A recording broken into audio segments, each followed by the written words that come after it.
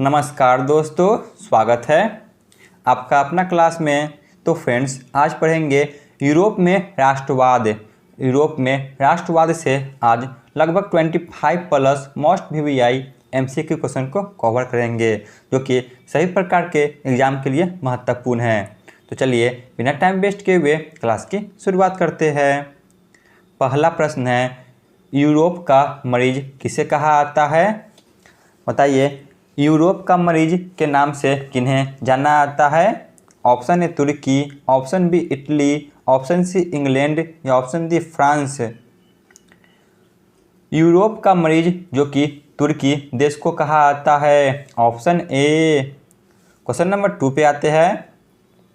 Young Europe का संस्थापक कौन था? जो यंग यूरोप जो कि संस्था है, तो इसके संस्थापक कौन थे? Option A Mazzini, option B Garibaldi, option C Victor Emmanuel या option D Mussolini. Young Europe के संस्थापक ऑप्शन ए मैगजीनी था। नेक्स्ट क्वेश्चन है, क्वेश्चन नंबर 3, यूरोप सभ्यता का पालना किस देश को कहा जाता है? बताइए, यूरोपीय सभ्यता का पालना किस देश को कहा जाता है? तो यह ऑप्शन डी यूनान को कहा जाता है। नेक्स्ट क्वेश्चन पे आते हैं, क्वेश्चन नंबर 4 पे। इटली के एकीकरण का मसीहा किसे कहा जाता है? बताइए, इटली के एकीकरण का मसीहा के नाम से किन्हें जाना जाता है? तो इटली के एकीकरण का मसीहा जो कि मैगजीनी को कहा जाता है, ऑप्शन बी। नेक्स्ट क्वेश्चन पे आते हैं, क्वेश्चन नंबर 5, यूरोपीय राष्ट्रवाद से प्रभावित होकर किस भारतीय शासक जैकोबिन क्लब की स्थापना की थी? बताइए क्या होगा?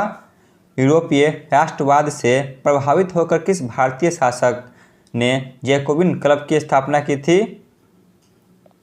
तो वह थे option B, Tipu Sultan. Next question पे आते हैं। फ्रांस की क्रांति का मुख्य कारण क्या था? जो फ्रांस की क्रांति हुई थी, तो इसका मुख्य कारण क्या था? तो इसका मुख्य कारण ऑप्शन बी निरंकुश शासक था। क्वेश्चन नंबर 7 पे आते हैं। मैगजीनी का संबंध किस संगठन से था? जो मैगजीनी थे, तो इनका संबंध किस संगठन से था? तो इनका संबंध जो कि ऑप्शन बी कार्बोनरी संगठन से था।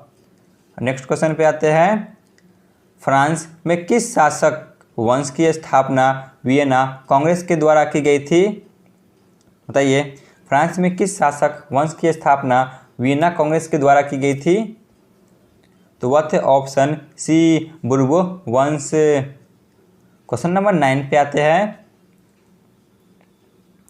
किसने अपनी कूटनीति के बल पर इटली की समस्या को संपूर्ण यूरोप की समस्या बना दिया? बताइए, किसने अपनी कूटनीति के बल पर जो इटली की समस्या था, इसे संपूर्ण यूरोप का समस्या बना दिया? तो वह थे ऑप्शन ए काउंट काबूर। क्वेश्चन नंबर 10, विलियम प्रथम कहाँ का शासक था? जो विलियम प्रथम थे, तो यह कहाँ के शासक थे? विलियम प्रथम ऑप्शन बी पर्सा के शासक थे। क्वेश्चन नंबर 11 पे आते हैं। जॉर्वेरोइन की स्थापना किस राज्य ने की थी? जो जॉर्वे लाइन थी, इसकी स्थापना किस राज्य ने की थी? तो इसकी स्थापना जो कि पर्सा के द्वारा की गई थी। क्वेश्चन नंबर 12 पे आते हैं। हंगरी की भाषा क्या थी? जो हंगरी है, तो इसकी भाषा क्या थी? हंगरी देश की भाषा जो कि ऑप्शन बी मैंग्यार थी। क्वेश्चन नंबर 13, यंग इटली की स्थापना किसने किया था? जो यंग इटली है, तो इसके संस्थापक कौन थे?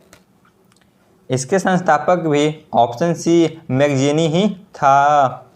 क्वेश्चन नंबर 14, 19वीं शताब्दी में यूरोप में राष्ट्रवाद के विकास का क्या परिणाम हुआ? बताइए, 19वीं शताब्दी में यूरोप में राष्ट्रवाद के विकास का क्या परिणाम हुआ? तो इसका सही जवाब होगा ऑप्शन डी, राष्ट्रीय राज्यों की स्थापना हुआ। क्वेश्चन नंबर 15 पे आते हैं।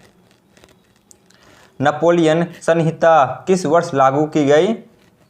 जो नेपोलियन संहिता था तो इसे किस वर्ष लागू की गई थी? नेपोलियन संहिता को जो कि 1804 में लागू की गई थी। क्वेश्चन नंबर 16, वियना कांग्रेस के अध्यक्ष कौन थे? जो वियना कांग्रेस था तो इसके अध्यक्ष कौन बने थे? वियना कांग्रेस के अध्यक्ष जो कि ऑप्शन डी मेटरनिक बने थे। क्वेश्चन नंबर 17, मेटरनिक व्यवस्था का उद्देश्य क्या था? जो मेटरनिक व्यवस्था है तो इसका उद्देश्य क्या था? बताइए, मेटरनिक व्यवस्था का उद्देश्य क्या था? तो इनका उद्देश्य ऑप्शन सी, पुरातन व्यवस्था का पुनः स्थापन था। क्वेश्चन नंबर 18 पे आते हैं। मेटरनिक कौन था? बताइए, जो मेटरनिक है यह कौन थे? मेटरनिक कौन थे? तो मेटरनिक ऑप्शन ए, ऑस्ट्रेलिया का चांसलर था।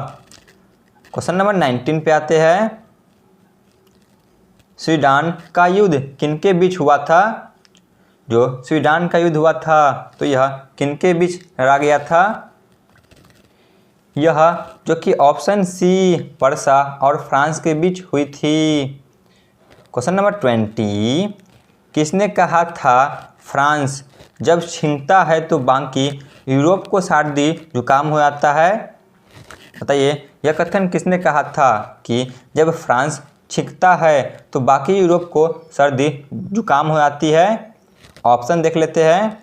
Option A Napoleon, option B Hitler, option C Metternich या option D Garibaldi.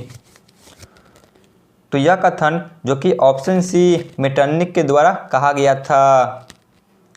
Next question पे आते हैं। क्वेश्चन नंबर 21, बिस्मार्क किस सिद्धांत का विचारधारा था?